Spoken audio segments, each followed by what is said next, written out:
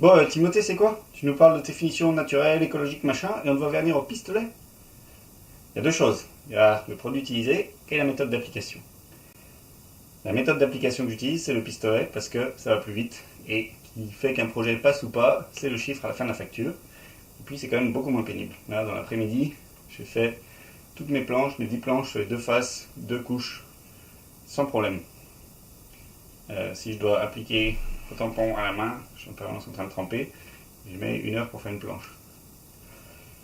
Donc, pour être rentable économiquement, le pistolet, ça permet d'avoir une meilleure qualité de finition, plus fine, mieux étendue, pas de traces de tampon, pas de traces de vernis, de pinceau, pas de surépaisseur, pas de coulure, c'est vraiment super au niveau technique. Je mets un masque pour ne pas respirer les particules en suspension et les vapeurs de solvant. Et j'ai une aspiration qui tourne en continu, un moteur qui fait 1000 m3 par heure. Ça veut dire qu'il y a plusieurs fois le volume entier de l'atelier par heure qui est passé à travers le filtre.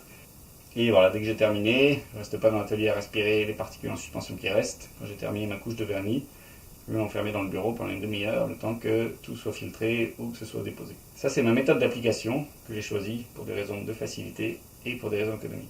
Le produit que j'utilise, c'est de la gomme laque. La gomme laque, c'est quoi?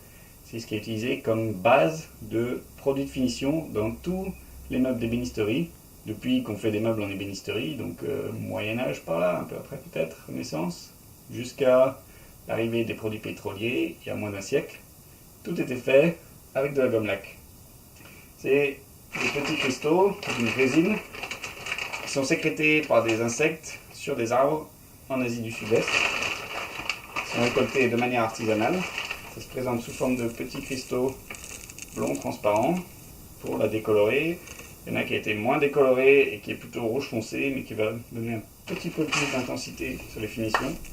Là, je suis sur un bois clair, resté clair, donc j'utilise de la décolorée. Et ces cristaux, je les dilue avec de l'alcool. Donc, pour un bidon de 5 litres, 6 litres, je mets jusque-là de cristaux, d'alcool jusque-là à peu près.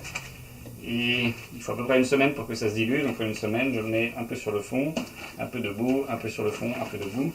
Celui-ci est encore en dilution, il reste une sorte de masse un peu pâteuse au fond. Je vais le laisser reposer sur le côté tant que ça descende. Ça aide à mélanger et dans quelques jours normalement ce sera entièrement dilué. L'alcool que j'utilise, c'est de l'éthanol 96%, alcool éthylique non régénéré 96%, dénaturé d'origine végétale. C'est toxique, c'est inflammable, mais c'est moins grave que d'utiliser, pour moi, des produits pétroliers avec des solvants, où à la fin on se retrouve avec des produits de rinçage, dont on ne sait pas quoi faire, qui génèrent des pollutions non recyclables. Ça, c'est au moins un produit d'origine végétale, principalement, qui va générer très peu de pollution, en tout cas en comparaison d'autres. Je mets en général peu de gomme laque, j'utilise ça comme fond, une couche, parfois deux. Je ne fais jamais une finition ultra brillante type laque où on met 5 couches bien épaisses. Moi, je fais 2 couches de fines pour protéger un peu le bois, donner une pseudo-étanchéité, pas vraiment, mais donner une base un peu solide pour pouvoir poser de la cire par-dessus. Et c'est la cire qui va faire le rendu un peu mat, satiné, et qui va se patiner pour donner un bel aspect au meuble quand il vieillit.